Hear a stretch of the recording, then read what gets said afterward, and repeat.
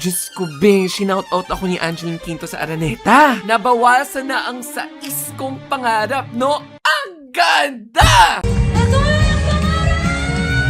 Akala ko, concert ni Angeline Quinto ang pinuntahan ko. Yun pala, General Assembly ng buong Philippine pop culture! Now, let me remind everyone na you don't have to be a die-hard Angeline Quinto fan para lumakas sa boses niya. Because looking back, halos lahat ng iconic teleserye, nandun si Angeline Quinto. Kunin mo na ang lahat sa akin. Pati theme song no ng Chris TV, siya rin pala. 6 years ko pong kinanta ang Chris TV dati. Si Bimbi na sa audience habang kinakanta ng live ang childhood loading screen niya, no? Ang ganda! Chris TV, panalo sa kwentuhan. Tapos from nawawalang anak to naglalagabog na kama because nandyan si Skastakli. Hindi ko titigilan na nagkakubaga.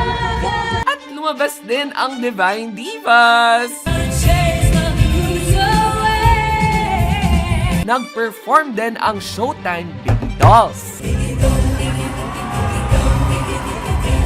At by the way puno ang Araneta. Audience pa lang star-studded na. I love you, Inay Maria. And then, no, lumabas si the one and only Eric Santos.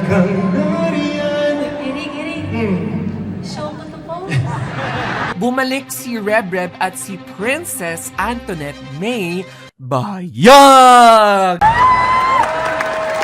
Sumunod ang nag-iisang concert king, the one and only Martin Rivera. Pero nung akala mong kompleto na ang lahat, Angeline Quinto at Regine Velasquez on one stage. Queens! Pangakong nagmula ngayon, tayong dalawa. Ilang bakla ang hinulma na itong dalawang babaeng to. You know, you guys, it wasn't just merely a duet. It was a cultural moment no, na may microphone. Ang kagustuhan ko talaga is to be able to inspire other singers. Nagawa ko na yung job ko, pwede na ako mag-retire. No!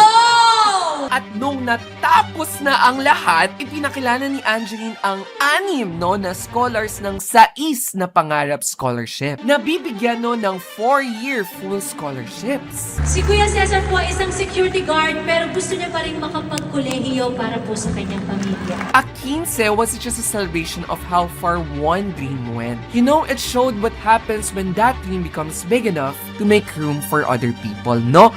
Ang ganda! Like and follow for more.